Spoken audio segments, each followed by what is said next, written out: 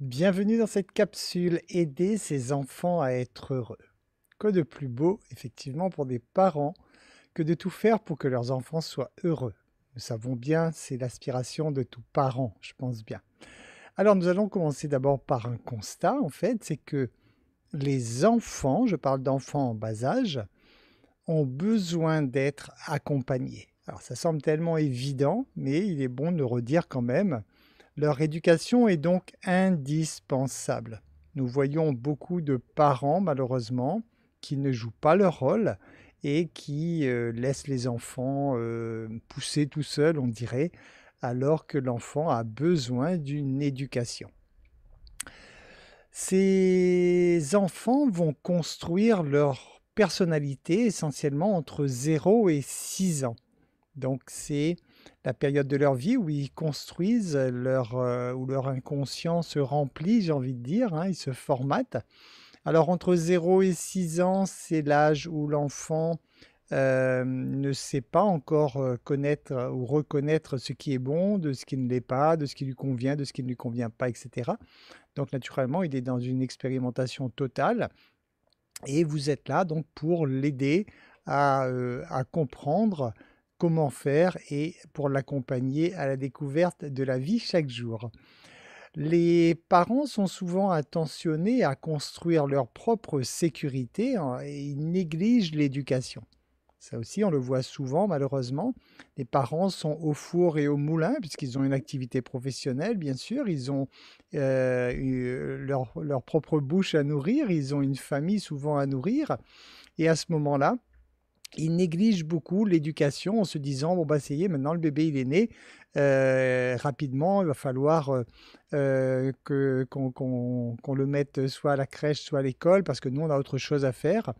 Et malheureusement, c'est une situation qui ne va pas être profitable à l'enfant puisque, l'enfant, comme je viens de le dire, a besoin de votre soutien, a besoin de votre accompagnement pour qu'il puisse grandir, s'épanouir et se découvrir. Certains parents pensent même, en fait, que c'est à l'éducation nationale de se charger de cette éducation. Donc ils attendent patiemment l'âge de la rentrée scolaire, hein, l'âge de la scolarisation en tout cas, et se disent que bon, ben voilà, pendant que l'enfant est à l'école, c'est l'école qui doit se charger de l'éducation. Je vous rappelle quand même que l'école a pour but d'enseigner des matières, hein, les maths, le français, etc. Mais l'éducation en elle-même n'est pas, selon moi, du ressort de l'éducation nationale. Donc c'est le ressort des parents eux-mêmes, hein. Donc soyez prudents là-dessus de ne pas chercher à déléguer à tort cette responsabilité qui vous incombe. C'est à vous de veiller, au contraire, justement, à surveiller que même lorsque votre enfant n'est pas chez vous, qu'il ait suffisamment d'informations qui vont dans le sens de sa propre construction. Alors pourquoi aider ses enfants à être heureux? Bah, tout simplement parce que c'est la condition essentielle d'une vie réussie. Vous savez que lorsqu'on parle d'une vie réussie, c'est tout simplement quelqu'un qui parvient à être heureux dans sa vie. C'est ça l'aboutissement de l'être humain. Après, tout le reste ne sont que des moyens d'y parvenir. Mais la finalité, c'est d'être heureux, bien sûr. Donc lorsque vous permettez à vos enfants d'être heureux, bah, vous leur permettez donc d'avoir effectivement une vie dans laquelle ils se sentent bien et donc une vie réussie. Pourquoi le faire également? Bah, pour qu'ils puissent générer en permanence cette merveilleuse énergie de vie. La loi de l'attraction, vous le savez, je pense que vous commencez à le connaître, pas à connaître par cœur cette loi. En permanence, dans le moment présent, vous émettez un champ électromagnétique autour de vous, donc vous émettez une énergie en permanence à travers vos émotions et vos sentiments, et cette énergie va attirer en retour des événements, des personnes, des situations qui correspondent à cette énergie. Ce qui signifie que plus votre enfant pourra émettre en permanence ce sentiment de joie, d'amour, de bonheur, bah, plus il attirera en retour des situations de joie, d'amour, de bonheur. Donc il est évident que sur le principe même de la loi de l'attraction, vous devez comprendre cela, que ce n'est pas vous, en tant que parent, qui allez choisir ce que votre enfant va attirer, dans sa vie, mais c'est lui-même qui attire par rapport à sa propre vibration. Ce que je veux dire par là, c'est que si vous cherchez à couver votre enfant, par exemple, pour qu'il ne lui arrive rien de mal, mais qu'il lui, en lui-même, sa vibration n'est pas bonne, que vous le vouliez ou non, il va lui arriver quelque chose de pas bon, entre guillemets, puisque c'est lui et lui seul qui aura attiré ces choses dans sa vie. Hein, donc ça, c'est important de le comprendre. Même s'il s'agit d'un bébé ou d'un petit enfant, c'est la propre vibration de l'enfant qui attire à lui les événements. Donc c'est à vous de veiller, par contre, à votre rôle de parent, de veiller effectivement que votre enfant puisse nager en permanence dans ce bonheur total pour que les situations qu'il attire à lui soient des situations qui lui conviennent. Pourquoi également aider ses enfants à être heureux? Pour qu'ils soient en bonne santé, bien sûr. Hein. Vous avez déjà compris que derrière tous les aspects de votre corps physique, il y a de l'énergie. Votre corps physique est entièrement composé d'atomes, donc d'énergie. Et automatiquement, si votre enfant se sent en permanence heureux, obligatoirement, je dis bien obligatoirement, les cellules de son corps se porteront bien, pour peu qu'il ait une bonne alimentation quand même, et il sera donc en bonne santé. Pourquoi veiller à ce que vos enfants soient heureux? Tout simplement pour que vous soyez vous-même heureux, bien sûr. Hein. Plus vous verrez votre enfant heureux et plus il y aura une répercussion positive sur vous parce que vous serez tellement fier et content de voir le bonheur chez vos enfants que ça vous remplira de bonheur à vous aussi. Pourquoi le faire également? Pour que vos enfants soient les modèles pour le monde. L'être humain, vous le savez, se calque toujours sur les autres et lorsque vous avez un modèle négatif, malheureusement, on voit que les situations peuvent se dégrader assez rapidement, mais lorsque vous avez un modèle de personnalité positive, ça marche dans l'autre sens aussi, fort heureusement, c'est-à-dire que ce sont des gens qui vont autour d'eux, à travers leur comportement, encourager en quelque sorte les autres à en faire autant. Et juste ça, donc contribuer à ce que votre enfant soit heureux en permanence, vous allez faire que le long de son chemin, aussi bien lorsqu'il sera enfant que lorsqu'il sera adulte, il drainera autour de lui suffisamment d'amour, suffisamment de façon de faire en tout cas, pour qu'il puisse être le modèle et pour que les autres puissent inconsciemment se calquer sur lui. Et donc à ce moment-là, donc, il contribuera à aider le monde tout simplement. Hein.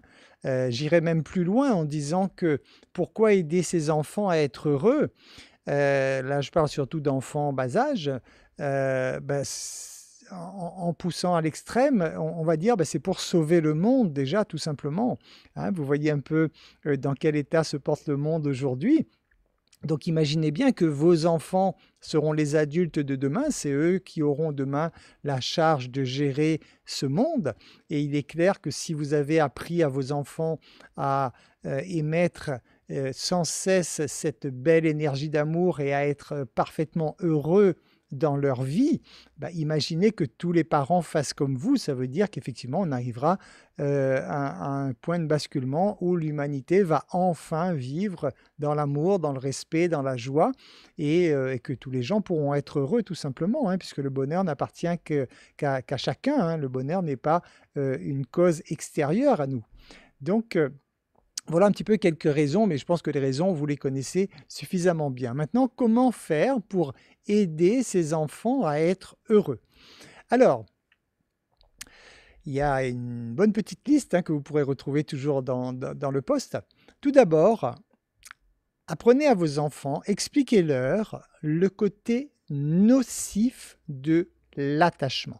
Alors, toute la liste que je vais vous donner, c'est valable pour des conseils que vous avez déjà entendus pour vous-même, bien sûr, et à quel point il est important que vous puissiez faire comprendre tout cela à vos enfants dès le plus jeune âge pour qu'ils puissent justement, j'ai envie de dire, ne pas reproduire les mêmes erreurs que nous avons pu faire. Et donc, nous avons souvent appris à nos dépens. Donc, apprenez à vos enfants que l'attachement, c'est nocif.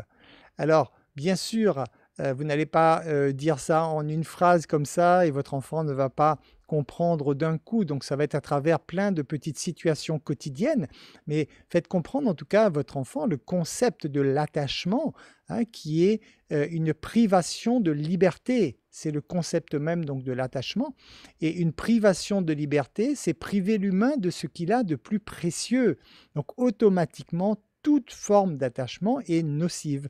Donc ça, vous pouvez l'apprendre à votre enfant dès le plus jeune âge et ça pourrait se faire, par exemple, à travers des expériences d'animaux de compagnie. Hein, si votre enfant, un jour, il veut un lapin nain, par exemple, ou un chat ou un chien, qu'importe, et qu'un jour, cet animal disparaît de sa vie, ben, ça peut être une occasion, justement, lors de cette séparation, d'apprendre à votre enfant à ne pas s'attacher et qu'il comprenne qu'il s'agit du cours normal de la vie, que la vie est un échange permanent et que, en aucun cas, l'attachement ne doit être, une situation, à vivre en tout cas. Apprenez également à vos enfants à s'aimer et à se respecter. Juste ce point capital, vous avez compris le principe maintenant, plus votre enfant parviendra à s'aimer et à se respecter, d'une part, comme le monde est son miroir, il apprendra à aimer et à respecter les autres, et en même temps, il ne mettra pas en place justement des situations de dépendance affective, dans le sens qu'il n'aura pas besoin spécialement donc de l'amour qui vient de l'extérieur, puisqu'il pourra lui-même créer son propre amour pour lui. Inculquez également en vos enfants le concept de liberté, donc hein, je viens de parler de l'attachement, donc l'opposé de l'attachement c'est la liberté, donc ils comprennent que l'attachement c'est nocif et que la liberté au contraire c'est justement la direction qu'ils doivent prendre, hein, qu'ils doivent prendre en tout cas pour s'épanouir dans leur vie. Alors la liberté pour eux-mêmes, qu'ils apprennent qu'ils sont des êtres libres, libres de leurs décisions, libres de leur façon de penser, et également la liberté naturellement envers les autres, hein, puisque lorsque ils auront acquis ce concept que les autres sont libres de penser ce qu'ils veulent, que les autres sont libres de dire ce qu'ils veulent et d'agir comme ils le veulent, automatiquement vous allez placer tout de suite votre enfant sur la route d'une évolution épanouie dans l'amour, hein, et c'est donc, je dirais, c'est tout simplement vous placer votre enfant sur la route du bonheur, tout simplement. Vous pouvez le faire également en leur apprenant à accepter le fait qu'ils ne pourront pas contrôler certains événements de leur vie, hein, ça c'est important aussi, puisque l'enfant, naturellement, il n'a pas encore toute cette notion. Et souvent, lui, il va se dire, je veux quelque chose, je veux que ça se passe comme ça. Donc il faudra apprendre à vos enfants, effectivement, qu'ils ne pourront pas contrôler ces événements, mais par contre, qu'ils auront toujours la possibilité de choisir leur réaction face aux événements. Et ça, c'est merveilleux, puisque dès lors que vous apprenez cela à votre enfant, ça veut dire que votre enfant, vous lui mettez dans des conditions où il n'aura plus à souffrir de quoi que ce soit, parce qu'il ne cherchera plus à se battre contre des événements, mais il va apprendre à accepter les événements sur lesquels il ne peut pas agir, et il comprendra que juste en choisissant d'accepter ces événements et de choisir lui-même sa réaction par rapport aux événements, ben, il aura cette capacité à se créer le bonheur lui-même et il sera donc entièrement autonome sur la création de son propre bonheur. Apprenez également à vos enfants le goût de l'effort. Il est bon de le rappeler parce que souvent, on pourrait avoir tendance à trop couver nos enfants pour les protéger, pour les surprotéger et en pensant que c'est par amour, hein, qu'on pourrait le faire, alors qu'au contraire, vous devez apprendre à vos enfants le goût de l'effort. Hein. Le goût de l'effort, c'est également le concept qu'il faut semer pour récolter. Hein, du genre, surtout lorsque vos enfants vont grandir, par exemple lorsqu'ils sont ados, à ce moment-là, évitez de donner quelque chose à votre enfant s'il n'y a pas une compensation. Votre enfant, sera en droit de réclamer de l'argent de poche à un moment, bien sûr. Apprenez, par exemple, à lui donner cet argent de poche en échange d'une petite tâche, à la maison, par exemple, hein, tondre la pelouse ou laver la voiture ou je ne sais quoi, juste pour qu'il ait cette notion que l'argent ne tombe pas du ciel et qu'il doit fournir un effort quelconque pour avoir en retour cette énergie financière, entre autres. Hein. Donc ça aussi, plus tôt vous mettrez les bases de cela en place, il faut bien comprendre que tout ce que je vous dis sont des choses que vous faites déjà et que vous apprenez à le faire en tant qu'adulte. Ce n'est pas évident de le faire en tant qu'adulte parce que vous avez toute la charge énergétique de vos habitudes qui sont là depuis longtemps. Donc ce n'est pas facile de changer, mais dites-vous bien qu'avec un enfant, ça devient très facile parce que votre enfant, il n'a pas encore toutes ces mauvaises habitudes en lui. Donc c'est très facile à un enfant de lui donner ce genre de concept et il est recommandé donc de le faire le plus tôt possible naturellement. Plus tôt vous le ferez et plus votre enfant assimilera rapidement tous ces concepts et vous pourrez donc le placer tout de suite donc sur un beau chemin de développement. Apprenez également à vos enfants dès le plus jeune âge à comprendre et à gérer leurs émotions. Hein, donc comprendre et gérer des émotions. Vous savez qu'il y a des petits dessins animés là-dessus hein, qui sont très bien faits, hein, des films d'animation, entre autres il y en a un en tout cas, un film d'animation qui parle bien des émotions et qui est donc adapté, puisque c'est fait pour les enfants, pour que l'enfant comprenne bien les différentes émotions et apprenez à votre enfant justement à reconnaître déjà ce que c'est qu'une émotion, quel type d'émotion et comment la gérer, hein, comment la gérer par exemple à travers l'EFT tout simplement, qui peut être pratiqué par les enfants, bien sûr. Je vous recommande, dès que votre enfant est en âge de comprendre les concepts de l'EFT, donc de pouvoir retenir, apprenez à votre enfant lui-même à faire ses propres séances d'EFT, bien sûr, pour qu'il ait ce réflexe de se dire: «Tiens, là, je viens d'avoir une énergie de colère, quelque chose qui une émotion de colère, ça m'a fait mal, il faut que je la dégage tout de suite de mon corps» et ce genre de réflexe, ça, je dirais, vous rendrez en même temps votre enfant autonome tout de suite. C'est-à-dire, vous n'aurez pas à être toujours derrière lui pour être là, pour lui faire une séance d'EFT. Vous allez tout simplement, lui apprendre à faire pour qu'il puisse le gérer lui-même. Donc, à gérer leurs émotions et donc de façon plus générale, apprenez surtout la base d'une éducation réussie. Apprenez à vos enfants d'être autonomes. Alors, être autonome, ça marche naturellement avec la responsabilité. Donc, responsabilisez vos enfants le plus tôt possible pour qu'ils deviennent autonomes. Apprenez également à vos enfants que l'opinion des autres n'a aucune valeur, puisque vos enfants vont souvent se construire, un peu comme ils vont observer autour d'eux, à travers ce que les autres pensent, le regard des autres, le jugement des autres, etc. Et donc, plus tôt vous apprendrez à vos enfants ce que c'est qu'une opinion, c'est-à-dire qui est propre à chacun et que ça a strictement aucune valeur, puisque une opinion, c'est vraiment juste une façon de penser de quelqu'un. Il n'y a pas plus de valeur que cela. Et lorsque votre enfant comprend cela dès le plus jeune âge, ben, lorsqu'il sera en présence de ses amis et qu'on se fichera de lui, par exemple, ben, ça passera vraiment comme une lettre à la poste, puisqu'il aura déjà appris à ne pas tenir compte de l'opinion des autres. Permettez également à vos enfants de renforcer naturellement chaque jour leur confiance en eux. Alors tout ceci, tout ce que je vous dis, bien sûr, il faut le développer. Le développer, ça veut dire, votre enfant, vous devriez, établir un mini programme de coaching pour votre enfant, bien sûr, pour que chaque jour, il ait, par exemple, à travailler, un petit aspect de la confiance en soi, hein.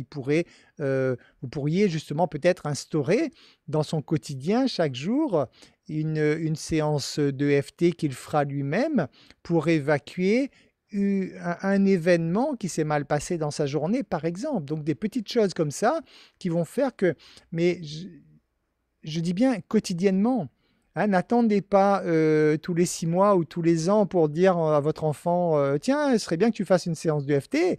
Non, cherchez vraiment à instaurer chez votre enfant des routines quotidiennes pour que vraiment ces habitudes puissent prendre forme en lui, pour qu'il y ait justement après cette puissance énergétique de l'habitude qui fait que votre enfant soit autonome et responsable.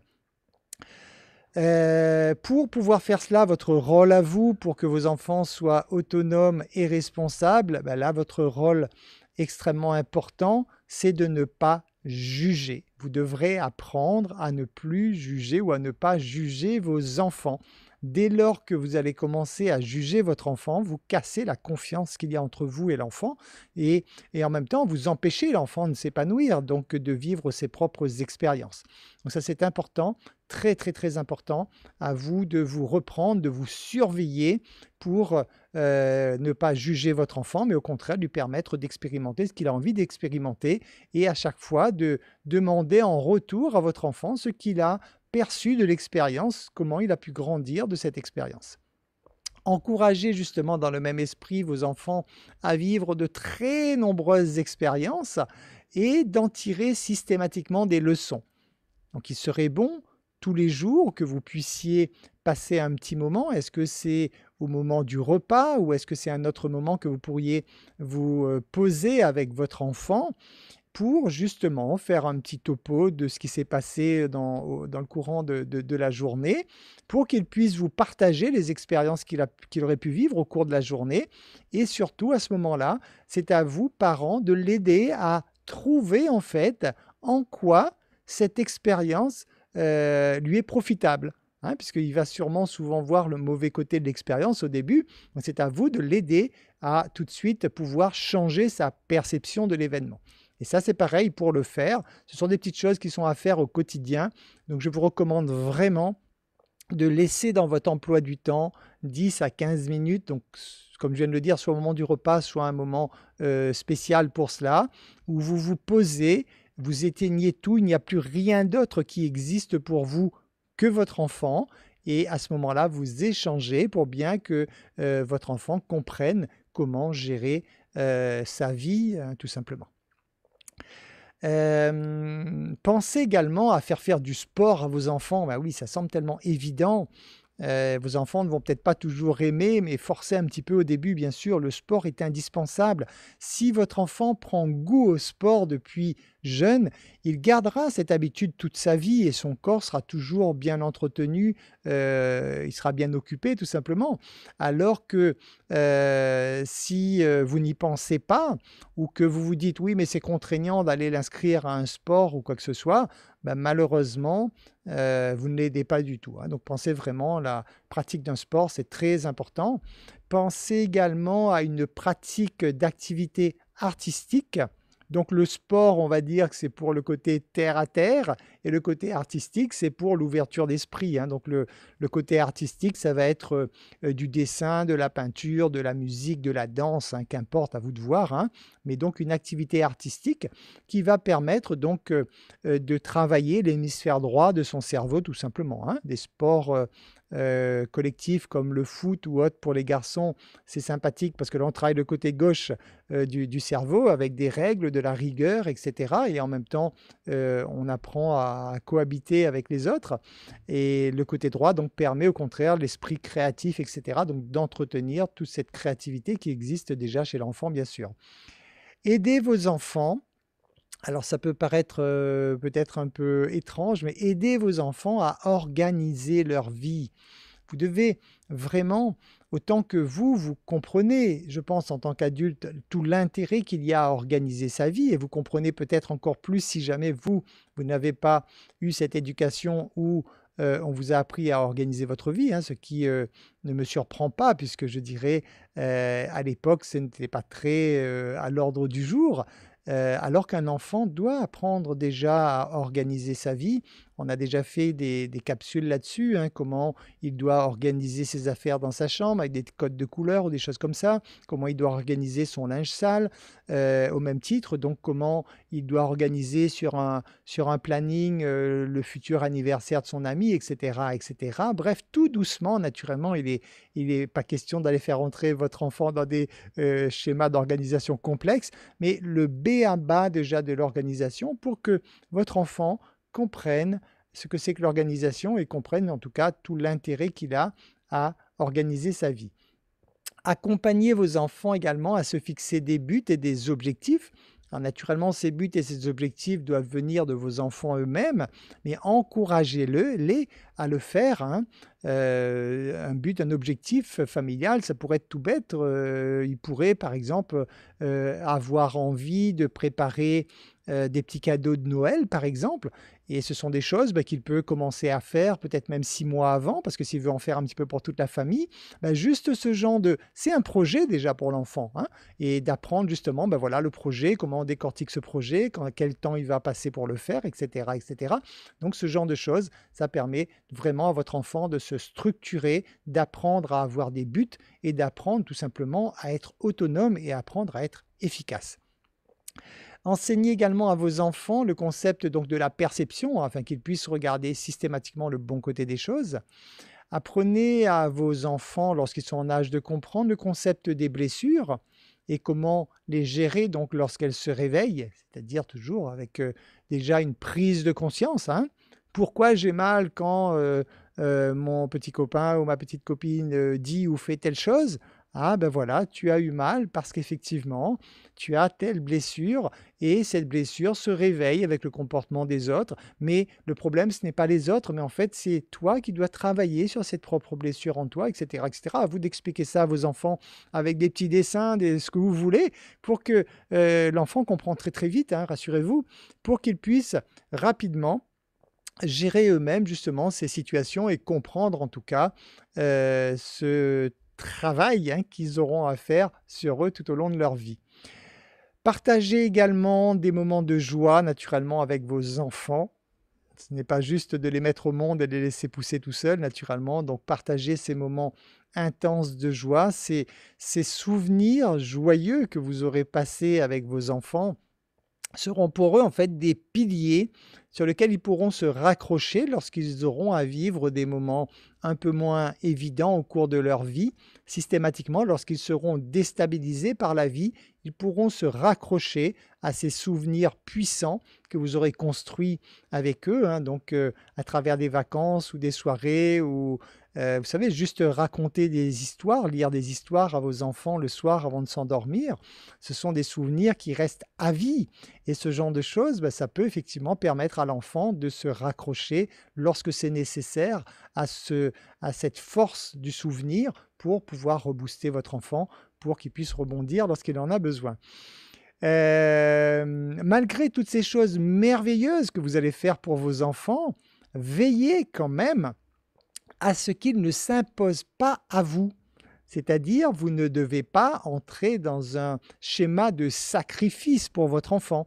Ça, c'est important de le savoir parce que c'est vrai que si vous donnez beaucoup d'amour pour vos enfants, peut-être que vous pourriez négliger votre couple, par exemple, négliger de prendre soin de vous-même, etc. Et tout cela n'est pas bon parce que là, au contraire, vous allez flatter l'ego de l'enfant, vous allez en faire un enfant roi à votre détriment. Donc là aussi, vous êtes là pour apprendre à vos enfants les limites. Vous devez apprendre à vos enfants à accepter un non. Lorsque c'est possible, c'est possible. Quand ce n'est pas possible, ce n'est pas possible. L'enfant doit apprendre à accepter le fait qu'il ne veut pas tout avoir pour que vous aussi, à côté de tout cet amour que vous allez donner à vos enfants, vous puissiez continuer à vous respecter, puissiez continuer à évoluer, à vous sentir bien et donc à vous épanouir tout simplement. Prenez donc l'habitude d'agir avec vos enfants avec calme, toujours bien sûr, hein, parce que dites-vous bien, on voit quelquefois des parents qui veulent inculquer des notions aux enfants mais qu'eux-mêmes ne le font pas. hein. J'ai vu ça une fois dans une grande surface, mais je pense que vous avez, vu cela aussi au cours de votre vie. À la caisse, il y avait un papa devant moi, qui prend la main de son petit enfant, hein, de son enfant et qui lui dit, hein: «Je t'ai dit 1000 fois, on ne tape pas, on ne tape pas!» Ah génial, l'éducation c'est top, hein, on ne tape pas et le papa est en train justement de taper le gosse. Alors que voulez-vous que le gosse il comprenne dans l'affaire? Et comme le gosse il comprend toujours ce qu'il observe, bah, il est clair que le père est en train de lui apprendre à taper tout simplement, hein. Donc veillez à rester calme parce que si vous voulez que votre enfant reste calme dans des situations qui pourraient le bouleverser un peu, bah, il faut que vous-même vous appreniez à être calme dans pareille situation. Donc apprenez à être calme mais ferme, hein. Sachez fixer des limites. Vous êtes quand même le parent, vous avez, quand même une autorité quand même sur votre enfant parce qu'il y a plein de choses que votre enfant ne connaît pas, surtout les limites en termes de sécurité et cetera et c'est vous qui êtes là pour cela et donc il est important que vous puissiez, combiner cela, c'est-à-dire toujours rester calme, mais en étant ferme également.